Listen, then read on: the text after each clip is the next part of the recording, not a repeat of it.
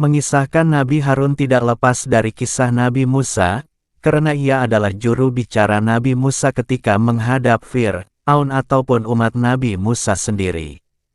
Kisahnya ketika Nabi Musa berhasil membawa umatnya keluar dari wilayah Mesir dan selamat dari kejaran Fir'aun yang ingin membunuh mereka.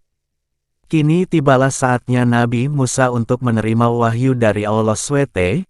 Ia memerintahkan Nabi Harun agar menjaga umatnya, jangan sampai mereka kufur. Lalu Nabi Musa naik gunung Tursina, untuk berkholwat dan berpuasa sempat 40 hari.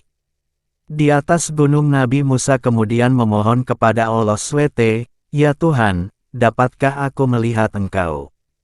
Allah SWT berfirman, "Engkau tidak akan sanggup melihatku, tetapi cobalah lihat bukit itu. Jika tetap berdiri tegak di tempatnya maka kau akan dapat melihatku." Lalu Nabi Musa menoleh ke arah bukit atau gunung yang dimaksud. Seketika gunung yang dilihat hancur luluh tanpa meninggalkan bekas, lalu masuk ke dalam perut bumi. Nabi Musa terperanjat, gemetar seluruh tubuhnya dan jatuh pingsan. Setelah itu sadar ia bertasbih dan bertahmid seraya memohon ampun atas kelancangannya itu.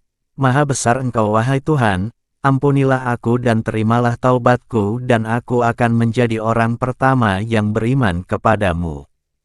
Selanjutnya Allah SWT menurunkan kitab Taurat yang berupa kepingan batu, di dalamnya tertulis pedoman hidup dan penuntun beribadah kepada Allah SWT.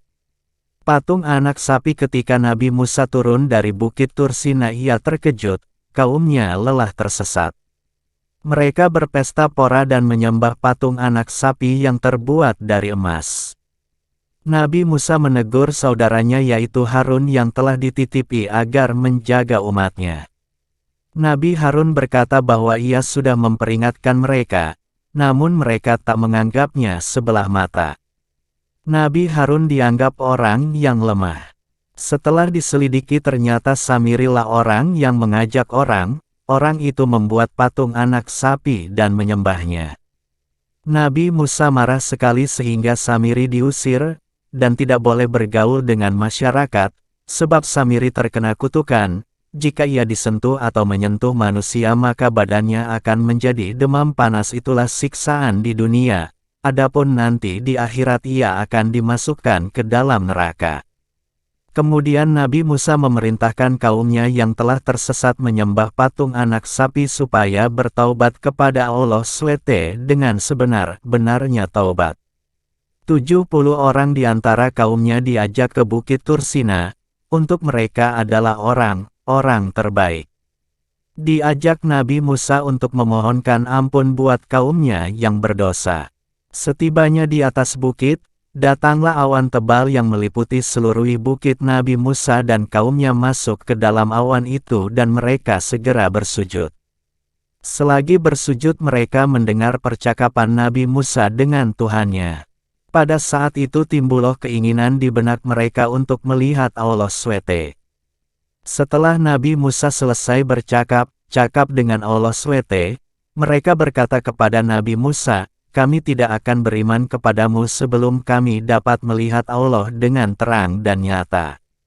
Sebagai jawaban kontan atas kelancangan mereka itu Allah SWT mengirim halilintar yang menyambar dan merenggut nyawa mereka sekaligus. Nabi Musa sedih melihat nasib kelompok 70 itu, mereka adalah orang terbaik yang dikumpulkan dari kaumnya. Ia memohon kepada Allah SWT agar mereka diampuni dosa-dosa mereka dan dihidupkan lagi. Allah mengabulkan doanya, 70 orang yang sudah mati itu dihidupkan kembali. Nabi Musa kemudian menyuruh orang itu bersumpah untuk berpegang teguh dengan kitab Taurat sebagai pedoman hidup, melaksanakan perintahnya dan menjauhi larangannya.